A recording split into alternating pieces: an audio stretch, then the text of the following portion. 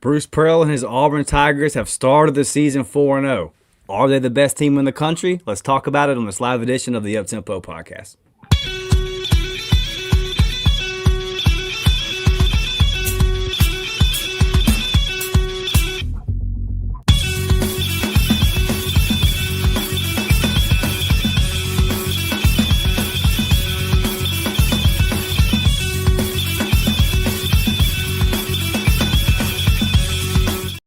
Yes, sir. Up-tempo gang, Auburn family, Dustin Smith, Blake Lane back.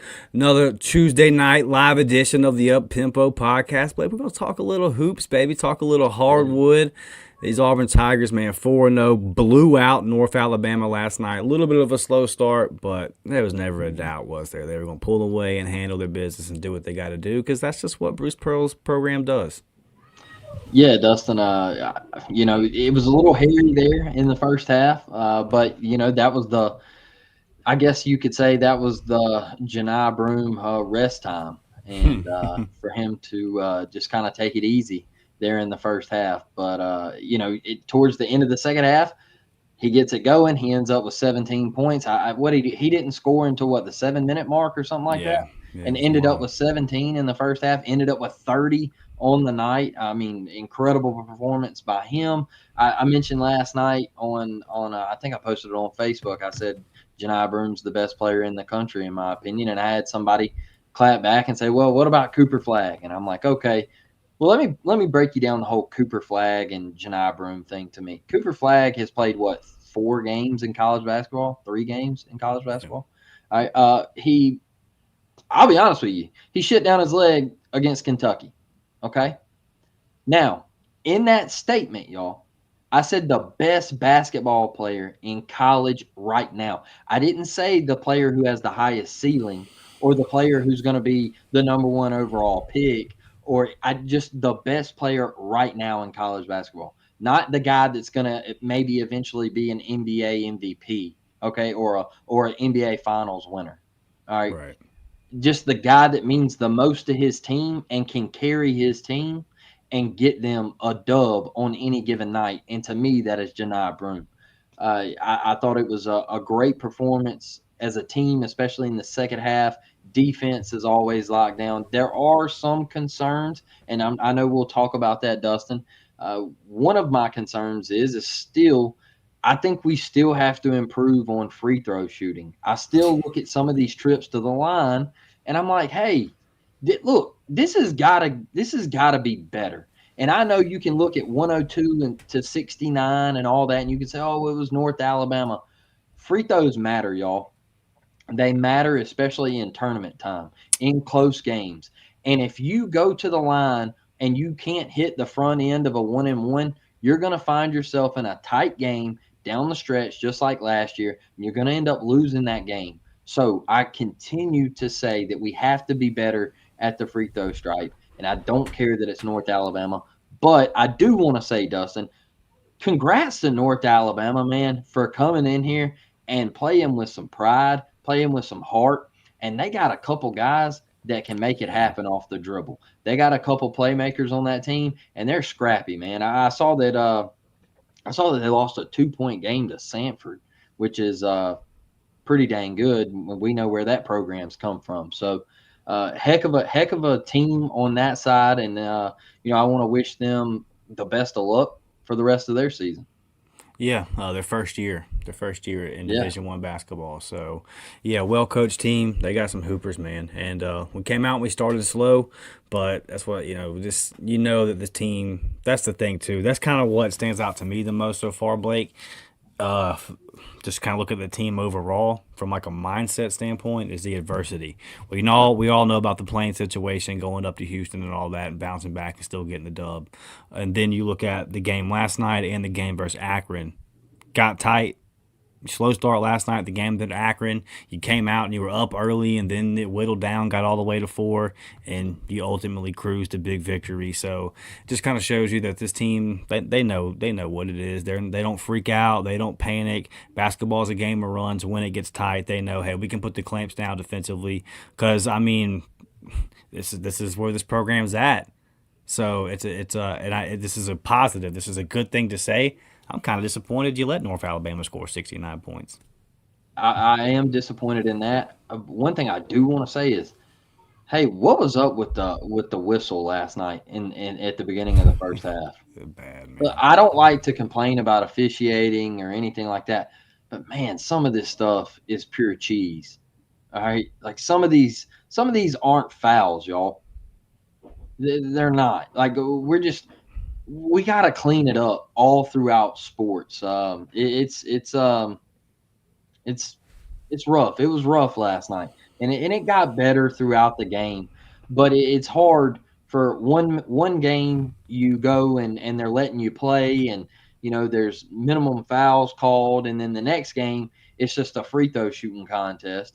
I, I I had a problem with the officiating early in the game last night, but it got better as time went on. So. Um, I think that kind of helped North Alabama a little bit, kind of get on their run and kind of see a couple go through, and then they started feeling hot. They started getting hot and making some plays. But overall, I was pleased. I know, me and you kind of agree on this, the lack of point guard consistency. Where do you sit on that? Uh, yeah. Well, I think that for one, you found it was kind of funny watching Auburn Twitter. Everyone's tweeting out, "Hey, as the game was tight, might be time to get Janai the ball a little bit." Mm-hmm. And then right then, it's a concerted effort to get Janai the ball, and the lead started to grow. So that's a good lesson moving forward. Kind of like on the football line. Hey, just hand the ball to 27 if things aren't going that well. Just dump the ball down there to number 4. Listen, man, I think that JP was a really good player at Farmer last year. He played good in big games in the tournament, and I don't think that he's not playing bad basketball. He's missing shots. Yep. And there's a difference there. He's not having bad turnovers. He's not lackluster on the defensive end or a liability on the defensive end. He's playing good basketball, other than his shots are not going in. And I'm hopeful that he'll be able to find that. But and then we saw in the Houston game what the ceiling is for Tahad, but he's also only played 4 games, so it's gonna be inconsistent. So yeah, that is right now that is my worry, and it's not a big concern. I think that as the season goes on, it'll get figured out, and I trust Bruce Pro to get it figured out. I don't like Denver Jones at point, Yeah. and it's not a shot at Denver. He can do it. I just think it takes away the things that he does well.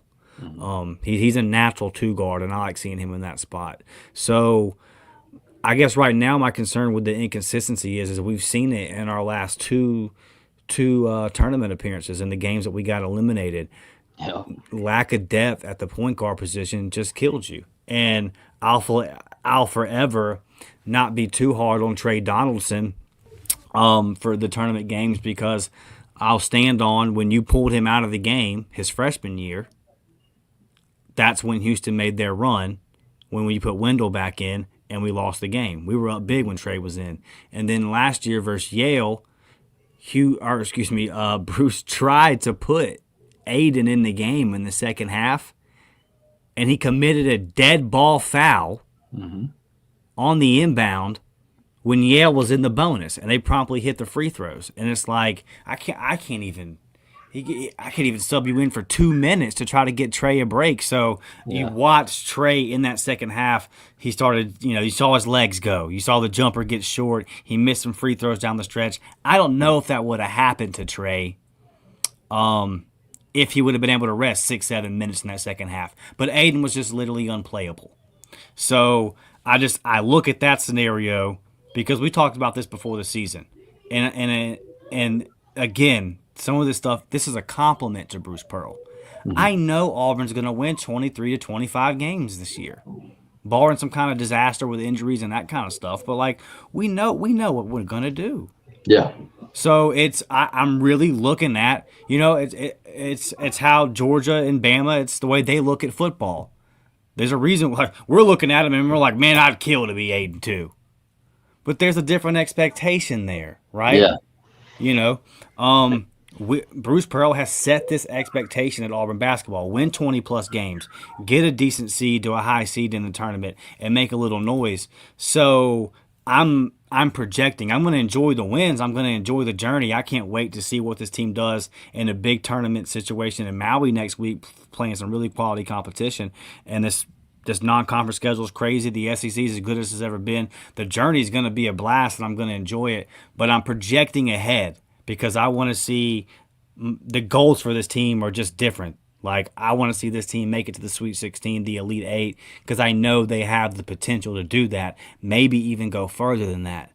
And we know this team last year was better than Yale. We know that the basketball team last year should have at least got out that first weekend. And then if you ran into a buzzsaw with UConn, okay, man, whatever. We all know that. So I just have high expectations for this team. So I'm projecting forward. I'm looking ahead. And you're gonna have one of those guys is gonna have to kind of establish itself, and through those, there's a couple through the two of the best years that Bruce Pearl's had at Auburn. We remember Jared Harper, we remember Bryce Brown, and they were great. But man, like McCormick coming off the bench was solid. It may have only been 10 minutes, but he was gonna hold it down for 10 minutes. Yep. And I need Tahad to reach his ceiling or at least come close in his freshman year.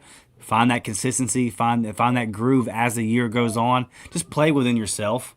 Yep. The way that Blake, the way that CBM and Miles Kelly and all these guys, like it's going to be a different guy almost every night, right? Janai's going to get his, but as far as the other guys, they're gonna swap. One night's gonna be one guy. CBM's gonna go off for 20 a couple times. Miles Kelly's gonna go off for 20 a couple times. Denver's gonna have his nights. So for Tahad, just play within yourself. Don't try to force anything.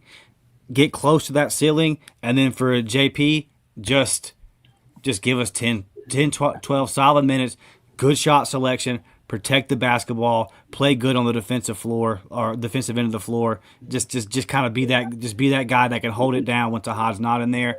The potential's there, Blake. It's just right now it's been a little inconsistent for him, but we're only 4 games in.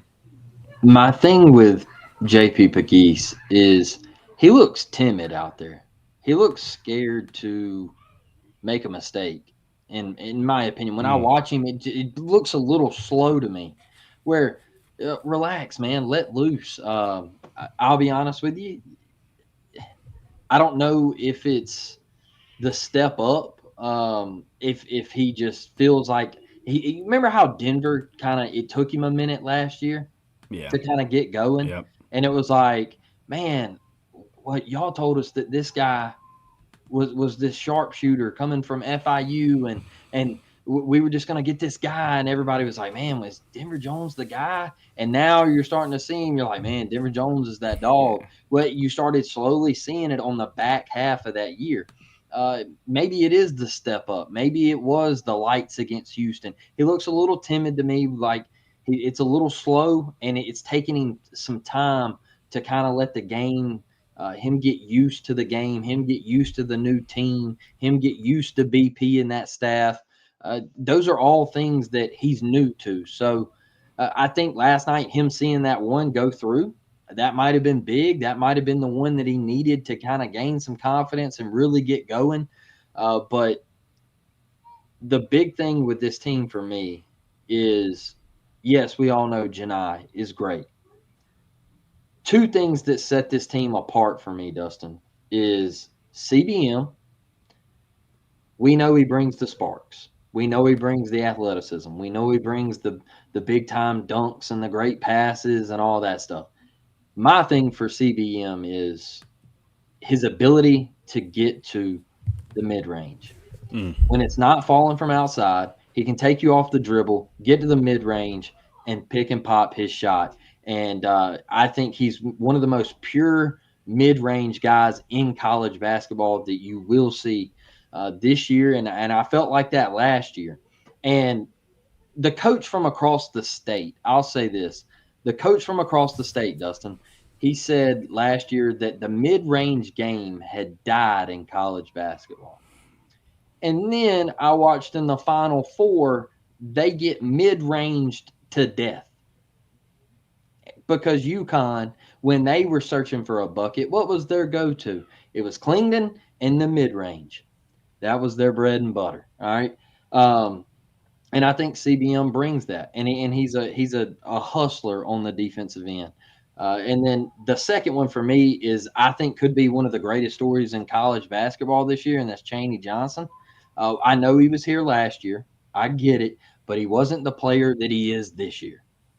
And his ability not only to work down low in the paint, get boards, do all the dirty work, get tough contested shots right there around the rim, but he can also step out to the mid range. He has showed that he can also step out to the three ball on the wing or in the corner. He can make those shots, and all that does is help spacing for the Auburn Tigers, Dustin. So those are my two biggest things for the Auburn Tigers, and they got to play the walk-on white boys last night. That was always clutch. I mean, them babies come in and they look like they hadn't missed a beat. Got us to 100. Got us to 100. Got us to 100. Yeah, it's always a good night in Neville. Whenever people that look like me and you get out there on the floor, Blake. It means things are usually going well. Great points that you make about Chaney. He's been just such a big step in his game this year. Just kind of looking like he's caught up to speed, coming from that D2 to the D1. And there was a mid-range shot he hit last night, straight out the Tracy McGrady, Carmelo Anthony, Kobe Bryant book, where he backs through down from like the three-point line, gets to about the free throw line, back to the basket, and turns around and shoots the fadeaway. And I just kind of take a deep breath. I said, Chaney, that's a bad shot. And he nails it. He nails it. And I'm like, bro, dirty. If you're going to do that, they're going to have a hard time dealing with you. The minute distribution, everyone playing 16 to 20 minutes, man, you're keeping guys fresh. To your point about CBM, he's just that Swiss Army knife. He just does a little bit of everything. Yep. So for him, it's really play with that energy, but that we know what happened in the Yale game, so let's keep it. Let's make sure that we keep it under control. But I love the spark that he brings, man. I love the leadership that he brings, and this is a fun team to watch. And I think I love watching a good team that knows it's a good team. You know. Yep. It got to that point last night where it started to go on a run, and it's like, okay, it's time to put the foot on the gas. Mm-hmm. And that's exactly what they did.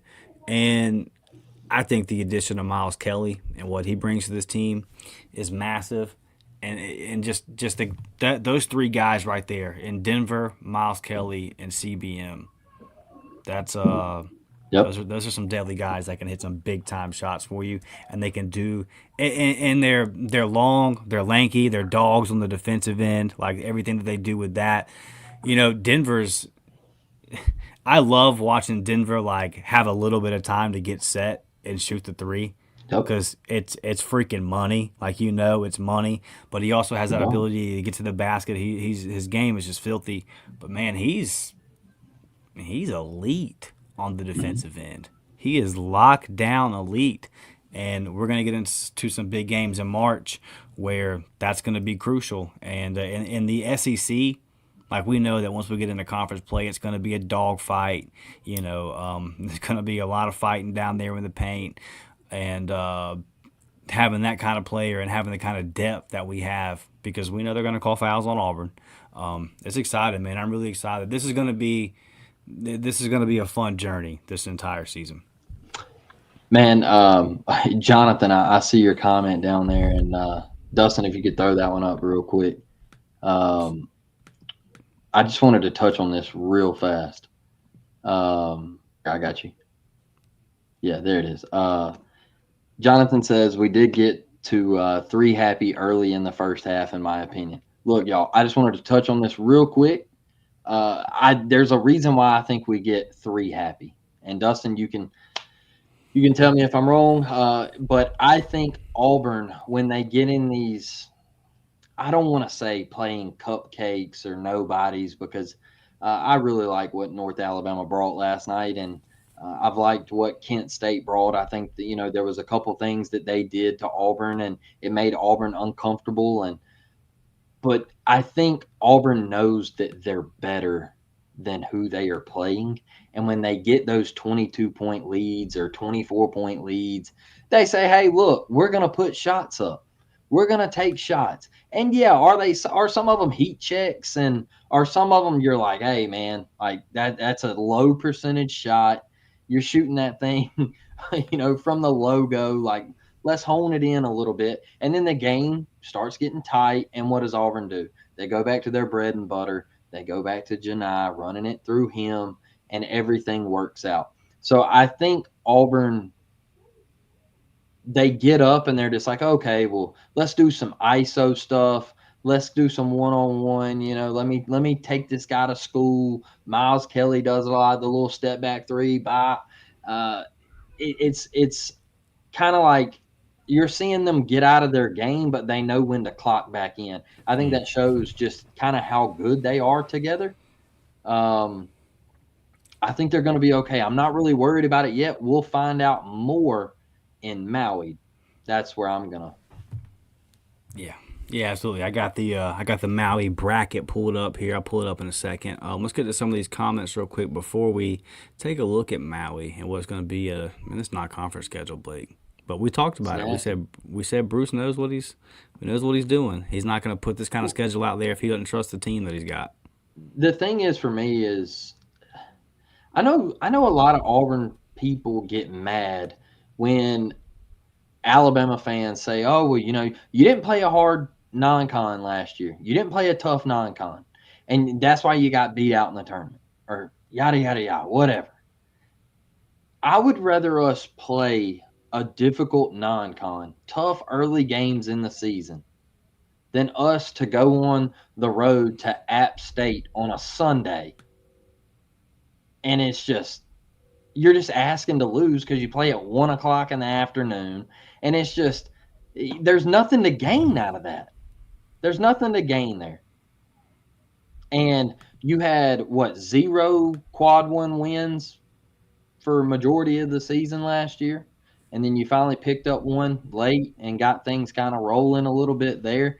I would rather you play these things early, like Houston. I think that was a great matchup. The Maui Invitational, going to Cameron Indoor. Also, if you lose these games, the tournament is not going to mark it against you. They're going to be like, okay, well, Auburn lost. Right? It's a lot different than playing Vermont and losing. You know what I mean? Like Ken Palm and all that, like the RPI and all that. Like, they're not going to punish you for losing at Cameron Indoor unless you lose by 30. Then you might get punished. But I don't see Auburn losing by 30. So I love the non-con, the tough non-con. I can remember a couple years ago, it seems like forever ago, honestly, when Alabama played the tough non-con, and they had the guard. He went on to the Cavs or whatever. Name slipping my mind. But they lost 14 games or whatever. And they ended up making the tournament. And because they played a tough non-con. Like, they lost to teams that they were supposed to lose to, that were, highly ranked and highly loved by Ken Palm and RPI and all that stuff. So I think it works out for you. Colin Sexton. Yeah, that's him. Yeah. Oh, Colin Sexton. Yeah. Let's get to some of these comments, man, before we take a look at this trip to Maui. Jonathan says, Dustin, honestly, this team has Final Four natty talent as long as Channing plays like he has so far this year. Yeah, I mean, look, we got a long way to go, so health is obviously a big part of this, and I thought Auburn had a Final Four national championship team last year. They call it March Madness for a reason, so once you get in that thing, you got to hit your freaking free throws, man. But this team have that potential, Jonathan. I completely agree with you on that. They have that potential to be one of the last teams standing. Until I saw the bracket come out. And then when I saw the bracket come out and we were on the UConn side, I said, no, we're dead. Yeah, for sure. Should have beat Yale, though.